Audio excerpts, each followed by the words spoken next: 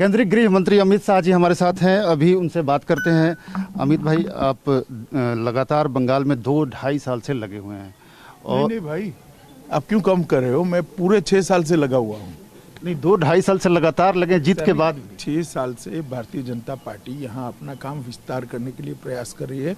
हमारे हजारों कार्यकर्ता, लाखों कार्यकर्ता इसके लिए प्रयासशील है और उसी का परिणाम है बंगाल के गांव-गांव तक हमारी पार्टी पहुंची है।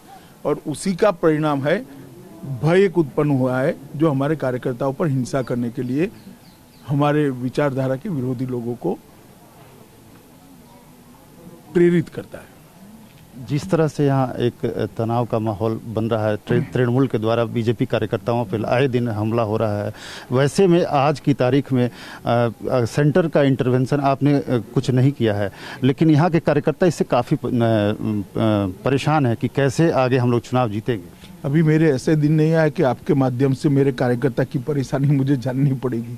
मैं कार्यकर्ताओं के संपर्क में हूँ, आप जरा भी चिंता मत करिए। अमित जी, शुभेंदु अधिकारी एक बहुत मजबूत नेता आपके साथ कल जुड़े और आज जो है ममता बनर्जी की पार्टी की तरफ से कहा जा रहा है कि उनके जाने आने से कोई फर्क नहीं पड़ता, लेकिन बीजेपी को अभी बंगाल समझने में काफ़ी वक्त लगेगा। आपको लगता है कि बीजेपी को बंगाल समझने में काफ़ी वक्त लगेगा? लग भी सकता है, मगर हम वक्त देने के लिए तैयार है। हमारे दरवाजे बंद नहीं हैं दिमाग के, और उनको कोई फर्क पड़े न पड़े, शुभेंदु अधिकारी के भाजपा में आने से भाजपा को निश्चित रूप से फायदा होगा, मैं मानता हूँ।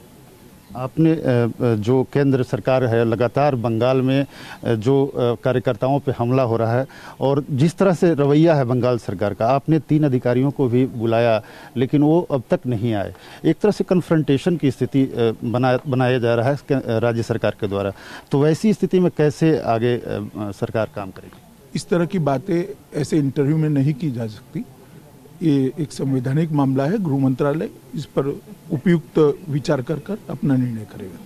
एक खास प्रश्न ये है कि आगे की जो रणनीति है बीजेपी की, जो राज्य को आप जीतने के लिए बना रहे हैं, लगातार आप प्रयासरत हैं, उसमें आप कई नेताओं को यहाँ केंद्रित कर रहे हैं और जीतना चाह रहे हैं राज्य को और जन जन तक पहुँच रहे हैं। कल्चरल जो हमला किया जा रहा था ममता बनर्जी की तरफ से, उसको भी आपने कैटर किया है। आप सारे जगह गए, विवेकानंद जी के पास गए, आप रविन्द्रनाथ टैगोर जी के स्टैचू पे गए, आप खुदीराम बोस जी के पास गए, तो ये क्या माना जाए कि आप जमीनी जो कार्यकर्ता है उससे भी जुड़ना चाह रहे हैं और कल्चरल जो हमला आप पे किया जा रहा है उसका काउंटर? हम पर कोई कल्चरल हमला नहीं हो रहा।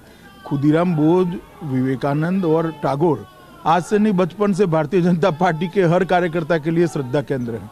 ये आज की बात नहीं है। देश भर में कहीं पर भी चले जाओ, कोई ऐसा नहीं मिलेगा जो खुदीराम बोस की शहादत को नमन न करता हूँ, गुरुदेव टैगोर का सम्मान न करता हूँ और विवेकानंद को अपने जीवन का एक पथदर्शक न मानता हो, ऐसा कोई नहीं मिलेगा। ये संकीर्ण सोच से ऊपर उठना चाहिए और ये कोई चुनावी अभियान का हिस्सा नहीं है। जिन लोगों ने देश के किसी भी क्षेत्र में इतना बड़ा योगदान किया है उसको एक्नॉलेज करने का एक विनम्र प्रयास है। धन्यवाद। एक आखिरी प्रश्न अमित, बहुत बहुत धन्यवाद। तो साफ तौर पे अमित शाह जी को आपने सुना कि किस तरह से इन्होंने कहा कि यहाँ पे बड़े दिल के साथ वो चुनाव मैदान में उतर रहे हैं। कैमरामैन के साथ आमोदरा, TV9 भारतवर्ष।